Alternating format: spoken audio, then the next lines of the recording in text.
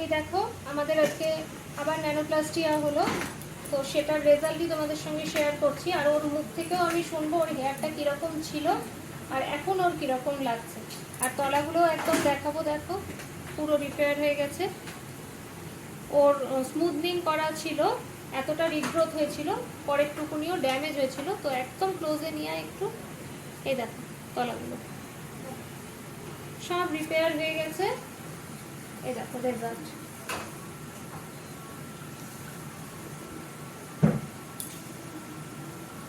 হয়ে গেছে।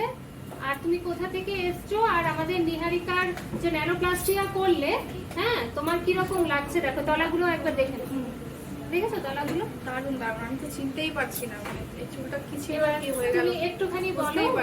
দারুণ হয়েছে, দারুণ। আমি এসেছি ব্যান্ডেল থেকে, ব্যান্ডেল থেকে এসছো, ভালো লেগেছে? দারুণ, মানে আমি বলছি তো আমি চিনতেই পারছি না যে এটা কি চুল ছিল আর কি চুল হয়েছে।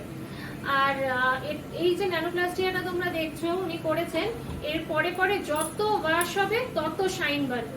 কারণ এটা কিন্তু ট্রিটমেন্ট, কোনো স্ট্রেটনিং, স্মুথনিং, রিবন্ডিং, কেমিক্যাল কিচ্ছু নেই এটার মধ্যে। এটা পুরো হেয়ারের একটা খাবার বলতে পারো তুমি, খুব হেলদি করে দেবে হেয়ারটাকে, তোমরা দেখতেই পাচ্ছ।